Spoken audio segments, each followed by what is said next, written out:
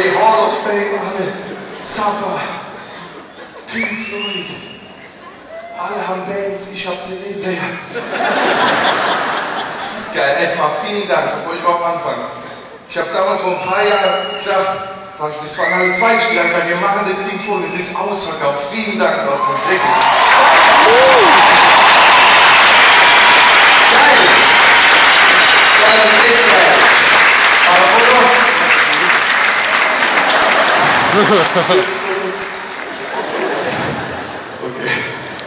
Aber okay. Foto ist geil. Ihr habt auch noch gewonnen, ne?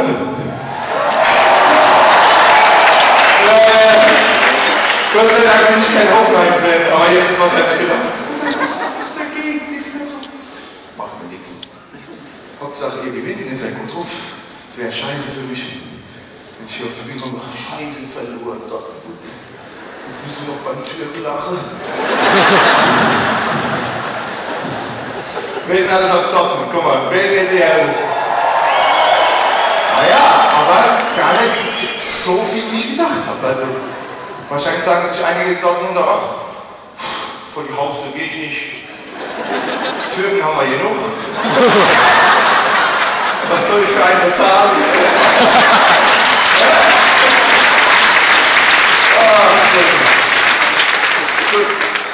Wer ist aus Mannheim? Aus meiner Gegend?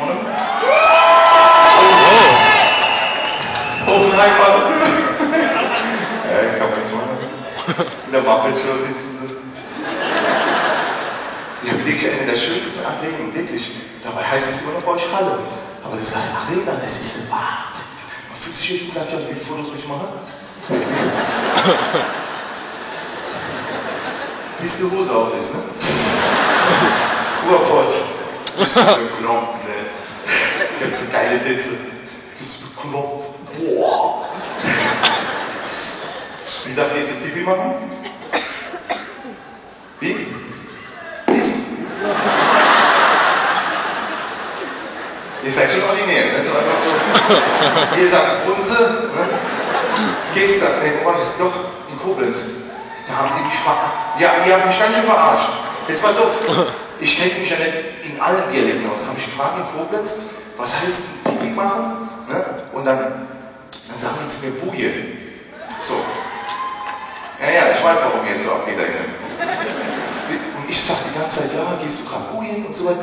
Dann haben die mir, das habe ich bei der Autogrammstunde, haben die dann zu mir gesagt, ja, das heißt Poppen. Und ich sag zu einer 14-jährigen, ja, gehst du gerade Bujen, verstehst du? Ey, ich schwanger, verstehst du, Leute kommen wieder zurück, es war noch gerade Bujen wieder. Ich sag schon mal Monaten allein, ich hab Alter Vater, das verarscht mich nicht. Ich sag Schiffen, fertig. Es werden bestimmt wieder einige Schiffe gehen, deswegen weiß ich schon Bescheid.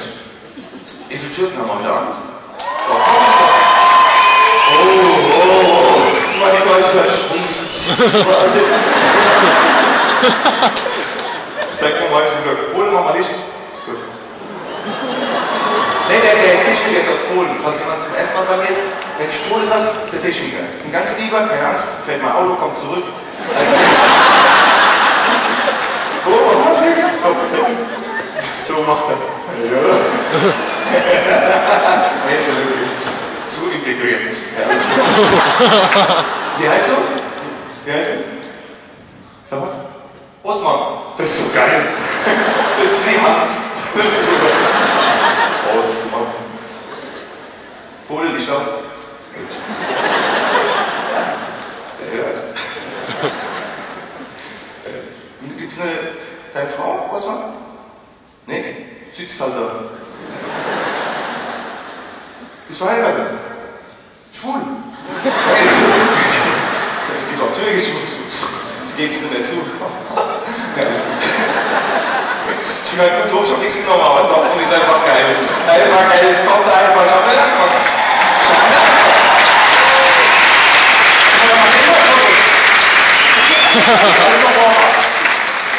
Ich muss ja mal was kurz erzählen, was man. Ich war, glaube ich, in München mal. Das geht ja. Da war ein Türke mit der Polin verheiratet. Das ist ja auch krank. Ne? Wenn der Polin hat, der eine vercheckt, der andere klaut. Was kommt raus? Albaner. Nee,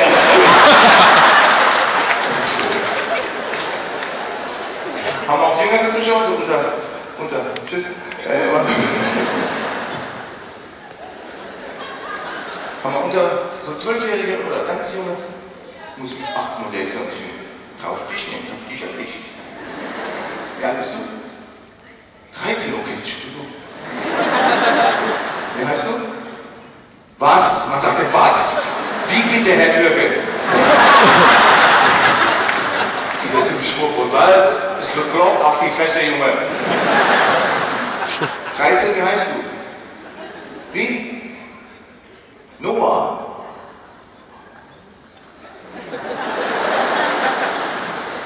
Ich kenne nur einen, der hat mal die Arche gebaut.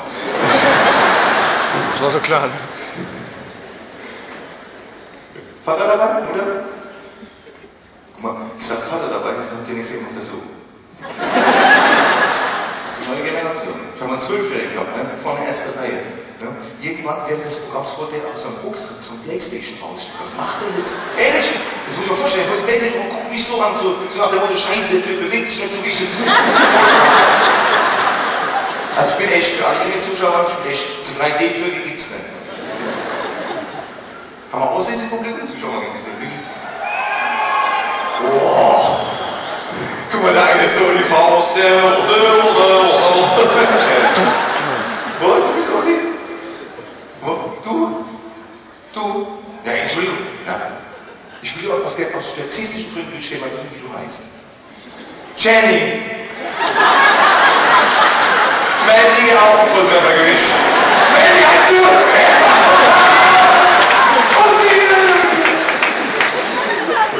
Ich darf Ossi bitte machen. Es wird eine Nummer geben, die wir gegen euch Ossis so schießen, aber wenn ihr überlacht, seid ihr integriert. Wir nennen uns das Land verlassen.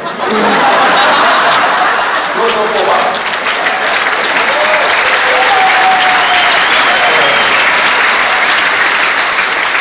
Das war's für Hempel. Ich muss auch mal was Gutes sagen. Das war's für Hempel. Ich war im Osten und das Publikum ist super, wirklich. Die können gut über sich selber lachen. Wenn du sagst, ostzimanisches Reich und so, lachen die gut, alles ist okay. Nur die Taxifahrer sind speziell. Also ich bin, das war letztes Jahr, bin ich zur City aus Marzahn. Ja, und da war, oh, mein Fan. So, und ja, war mit der schon mal 208, also. Ja, man muss oben liegen. Auf jeden Fall ist es. Hey, ihr wollt es genau wissen, Alter. Vor hat man mir gesagt, und da kannst du dich auch aufpassen. Sei so wie du bist. Leg dich hin, ich glaube, ich leg dich. So. Die Integration hat immer. Na, ganz kurz. Entschuldigung. Ich bin gerade so drauf. Ne, auf jeden Fall, ich bin da ich muss also von Mannheim oder von Frankfurt muss ich nach Leipzig fliegen erstmal. Und ich muss das so schiffen, also Brunse oder wie ihr auch sagt, Pullern, Pissen. Und die Flughafentoilette in Leipzig, der hat so gestunken, also nichts gegen euch, Mandy und Jenny. Wirklich, aber der hat gestunken. Und dann bin ich dann mit diesem Taxifahrer von Leipzig nach Halle gefahren. So, und dann kommen wir ja so ins Gespräch. Ne? Dann habe ich dem Taxifahrer gesagt, oh, bei euch in Leipzig, die Flughafentoilette hat ganz schön gestunken. Dann sagt er zu mir, ja, das sind vorher 2 Flugzeuge aus Antalya gelandet. Sagt er zu mir, der Drecksack.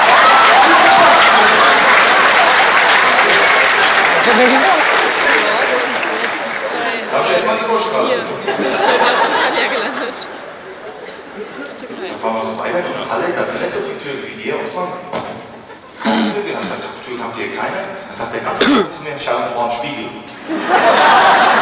Aber jetzt reicht's, die Türken waren zuerst in Deutschland. Hat aber gekommen, hat der Wechsel. Ja, aber wir waren zuerst Kanzler. Aber so ist es im Osten super.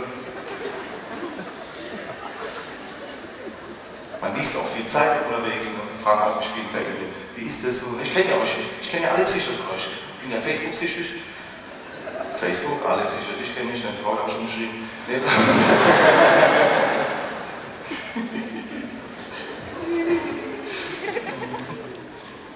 Übrigens, Noah, ich bin dein Vater. Okay. Nee, ich bin manchmal krank im Kopf, Entschuldigung. Ich kam jetzt nicht drauf. Der Vater neben dran. Ich weiß doch, wer drin war. Nee. Alles gut, ich bin gut drauf. Boah. Ja, man schon neu anfangen. So schön, oder wenn man so lachen kann, wenn man da so Krisen gekriegt oder Schulden und Krisen. Ich kann es mal. Sind Griechen da heute Abend? Du, ihr? Aha, da auch, mach ich schon. Habt ihr bezahlt? Also seid ihr wieder Türkei. Wir kaufen euch. Genießt den Abend, alles gut.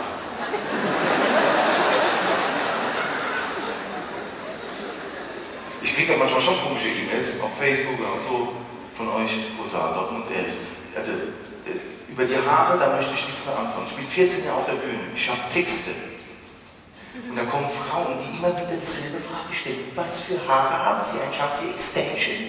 Was für Shampoo? Was für Shampoo? Ich kann es nicht schnell schwach. Nachts schon auf, ich habe Albträume. 3 Uhr morgens bin ich schon aufgewacht. Was Shampoo? So bin ich aufgewacht. Shampoo! Krank! Ich will es nicht mehr hören. Ich antworte auch nicht mehr drauf. Aber es kommt eine neue Frage. Da hat mir da geschrieben. Warum tragen Sie nicht mehr Schwarz? Haben Sie nichts anderes zum Anziehen? Sie müssen ja schon stinken. Klar, ich trage schwarz, weil ich beim Poker mit der Hals gewaschen. Nein, ich bin Mettler, Heavy Mettler. Sind Heavy Mettler hier? Wo ist die Mettler? Oh, hey. Ja. So, jetzt muss man den anderen Zuschauern das mal erklären. Mettler tragen normalerweise schwarz. Warum? Weil sie einfach gut drauf sind. Ja, wie sieht das aus? Untergrund der Mettler in weiß wird? Das geht nicht. Das wäre wie wenn ein Polizist rosa trägt. Das geht nicht. Als Kind hatte ich Probleme mit Schwarz. Also so, da wollte ich Schwarz nicht anziehen. Da habe ich auch Angst gehabt, so wenn es dunkel ist und so. Das hat, glaube ich, damals angefangen, als meine Mutter zu mir gesagt hat, wenn man Schornsteinfeger anfasst, bringt es Glück. Dann habe ich ihn angefasst, habe schwarze Finger gehabt und meine Mutter frisch gewaschene Vorhänge. Ich war super glücklich danach. Ne? Oder hier, wer hat Angst vor dem schwarzen Mann? Das habe ich als Kind gespielt. Mir vorstellen, so ein kleiner Türkenjunge, so ein Halbbetürkter. Mama Deutsch, Vater Türk, also Halbbetürkt. Wer hat Angst vor dem schwarzen Mann? Kennt ihr das noch? Ja. Wer hat Angst vor dem schwarzen Mann? Und wenn er kommt, ja, dann bin ich heim. Jetzt pass auf, als kleiner Junge, dann gucke ich Fernsehen, habe ich Robert de Platte gesehen. Dann sagt Mama, ich habe Angst. Dann haben wir gesagt, gleich vorbei, danach kommt Roy Black. In der Schule bei uns, ne, ich weiß nicht, was bei euch noch war, aber da haben wir wirklich gelernt, also im Kunstunterricht haben wir gelernt, schwarz ist keine Farbe. Ja, auch, ne? Und in Sozialkunde haben wir gelernt, schwarzer ist ein farbiger. Ja, was ist? In der Pubertät wurde es bei mir besser, ne? Da habe ich schwarz getragen, da heißt es Schmetterpilz und es wird gefährlich aussehen. Und drittens, das war glaube ich auch der Hauptgrund, habe ich später Schwarze wahnsinnig gut im Bett sind.